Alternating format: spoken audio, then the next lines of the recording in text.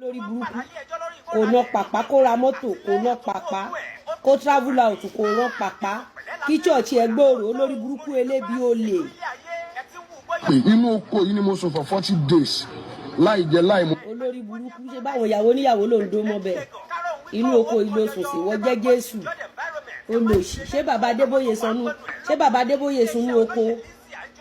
iṣẹ́ ọwọ́ bàbá Adébóyè ó rí ni ó yọ private jet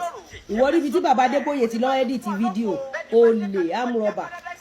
very wicked blackmailers wòlíì Gistlover. ẹ̀yin èèyàn wa àwọn àṣírí ńlá tí Lizzy Anjorin tí ó tú nípa arákùnrin tí a mọ̀ sí Prophet Muyiwa Akọgun àwọn àṣírí yìí ò lékenkà o àwọn àṣírí tó jẹ́ wípé tí èèyàn bá gbọ́ kì í ṣe nǹkan tí èèyàn nífẹ̀ẹ́ sí ẹ̀yin èèyàn wa ẹ jẹ́ ká gbádùn èyí tó kù kí a wo nǹkan tí Lizzy tún sọ nípa bàbá yìí ó ti yá. Akọgun olè oníran fẹ́ẹ̀kì ṣé bàbá Adébóyè sunú pápá oko ẹ̀gẹ́ ẹ̀yin olórí burúkú gbòògbé sí ayé yín oko ẹ̀gẹ́ ni ṣé bàbá Adébóyè ó lo 40 days nínú igbó orí ibi tí bàbá Adébóyè tó ti na pàpà séèyàn pàpà tí bàbá Adébóyè ní ọ̀pá tó ní ó nà sínú ṣọ́ọ̀ṣì ẹ̀ ó fi jẹ́ èèyàn olórí burúkú ìwọ na pàpà ẹ̀ sáwọn tó lórúkọ kó lè bá gba ránsọ́ọ̀mù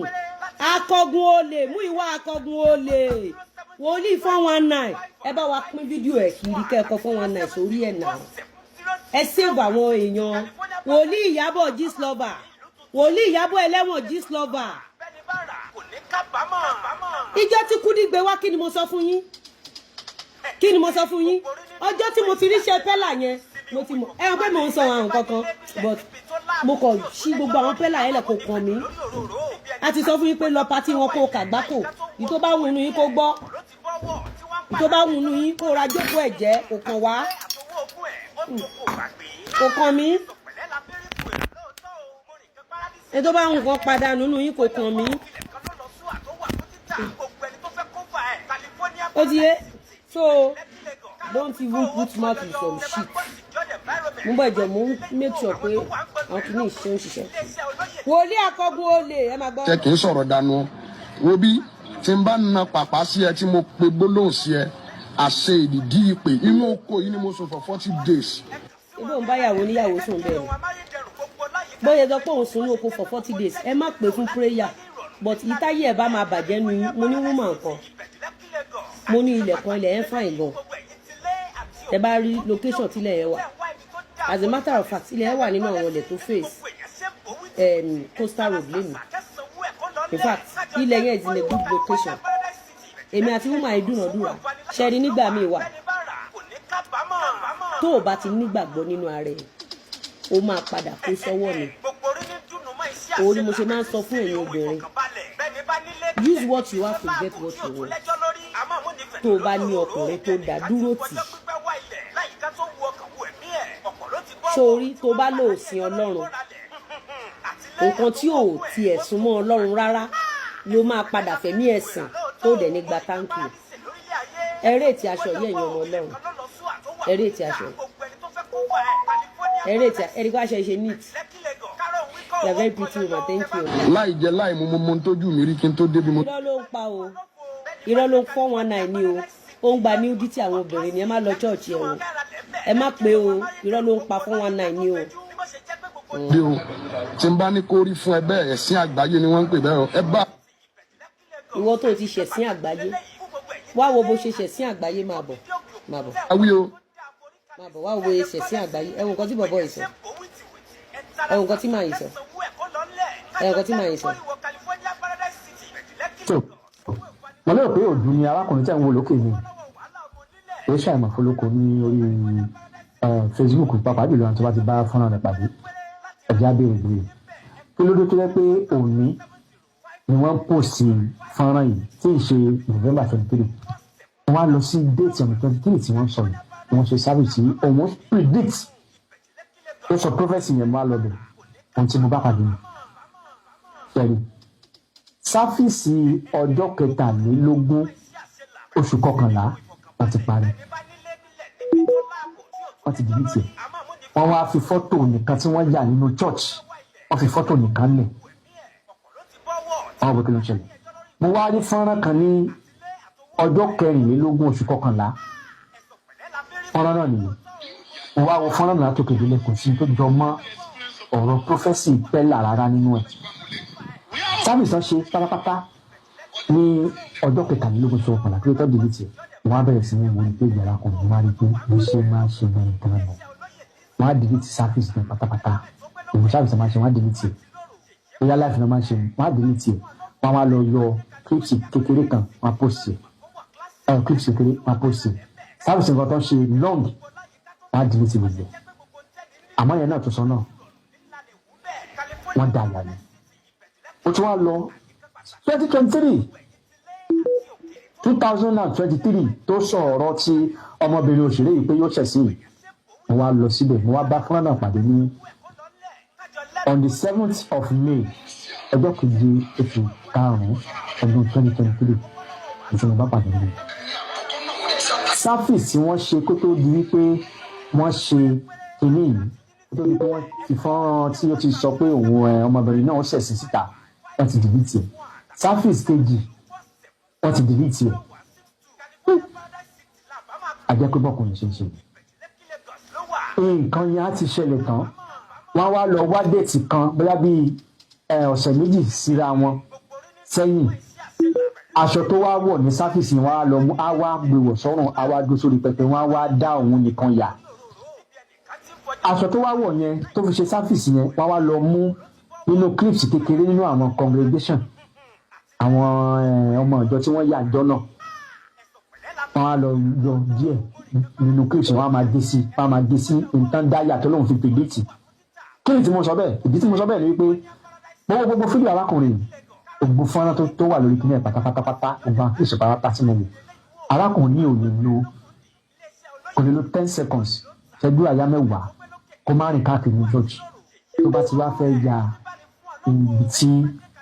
òun ti ríran sí yẹn kò ní kúrò lórí pẹpẹ ilẹ̀ ń bá mi sọ kò ní kúrò lórí pẹpẹ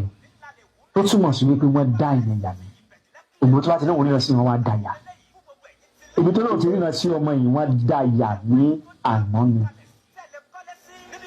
ìdí àkọjẹ́ pé àná ni wọ́n dá yà ní wọ́n dá yà níjọ́ tí kìnìún yẹn ṣẹlẹ̀ sọmọ gangan ní sálẹ̀ wá ọbẹ̀ kan rèé wà lọ dá fídíò yẹn wà rí ìsì ẹ̀ ní àná on 15th of December.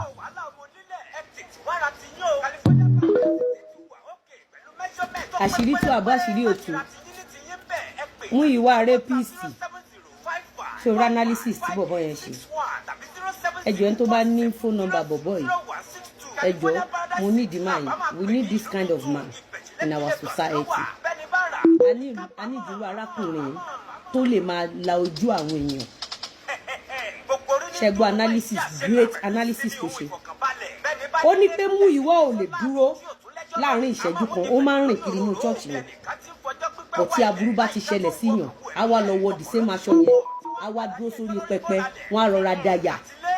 wọn á wá kìbọ àárín fídíò tó ti ṣe sẹ́yìn wọn á wá lọ delete fídíò tó ti post ní 2 weeks ago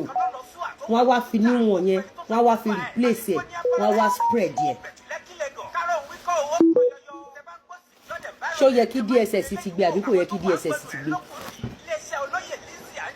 ṣó yẹ kọ́lọ́pàá ti gbé àbí kò yẹ kọ́lọ́pàá ti gbé Múyìwá Akọgun ó ṣẹ̀sín àfi ò ṣẹ̀sín fún gbogbo ẹ̀yin tẹ́ wà nílùú òyìnbó ẹ rí pé mi ò sọ̀rọ̀ mo mọ̀ọ́mọ̀ play video yẹn ẹ kọ́ ti pàtì yẹn ẹ ha káàkiri to create an awareness irú Akọgun yìí ló máa ń mú pàtì ara obìnrin irú àwọn Akọgun yìí Múyìwá Akọgun yìí ló máa ń mú ìhòòhò obìnrin tó máa fi threaten ẹ̀ tó máa gbowó lọ́wọ́ ẹ̀ títí tí obìnrin yẹn máa fi ronú kú. Àwọn tágẹ́ẹ̀tì Múyìwá Akọgun are single mothers àti àwọn married woman tó jẹ́ onírìnkùnrin pẹ̀lú àwọn ọkùnrin aláìnítẹ̀lọ́rùn. To save more single mothers in the society ẹ kọ́ ti video analysis máa yìí ẹ spread ẹ̀ káàkiri. Akọgun ṣe orí pé ìwọ ló ṣẹ̀sán lọ́jọ́ tí tìdúmà ta ṣẹlẹ̀ kí ni mo sọ fún yín mo ní olórí burúkú ni Akàngun mo ló lọ replace fídíò yẹn ni ẹ rí pé mo ṣe fídíò yẹn ṣókí mo dẹ̀ ṣe kí ni mo fi sílẹ̀ tẹ́ bá wo ti mẹ́wòó làkàyè náà ẹ rí pé mò ń wò ó ṣé orí tó bá ṣe ṣóò fún mi tí n bá ń wù ẹ́ 20 ọdún 30 ọdún máa máa pàìlì rìsíìtì ẹ̀ jẹ. ó gbọ́ mi ṣe rí pẹ̀lú nǹkan tí Akàngun ṣe yìí Akàngun nǹkan tó ṣe yìí is fraud is cyber fraud it's cyber fraud nǹkan tó ṣe yìí bó ṣe ṣe fún Pasuma nìyẹn what you are committing in the society is cyber fraud ó ń gba monetization nítorí pé o fẹ́ kí àwọn aráàlú òyìnbó ti tọ́wọ́ December o fẹ́ káwọn aráàlú òyìnbó kú yẹ àwọn aráàlú òyìnbó tó kú yẹ lánàá ìhòòhò wọn wà lọ́wọ́ ẹ̀ náà tó fi ń tẹ́tì wọn.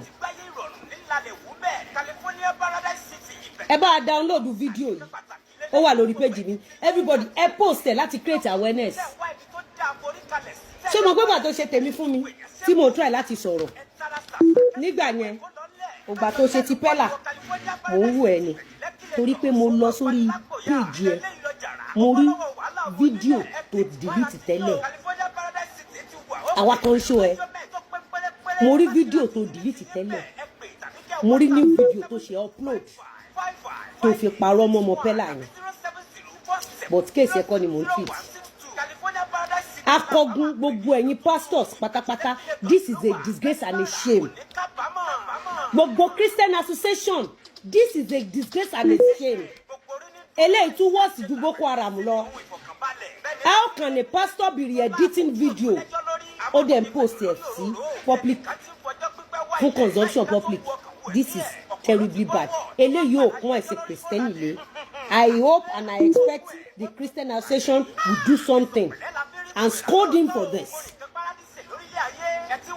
ẹ bá wa create awareness o lè ní amúrọ̀bà ni kó ṣì sẹ́gbẹ́ kan kí ìṣẹ́kọ́ ni mo wá treat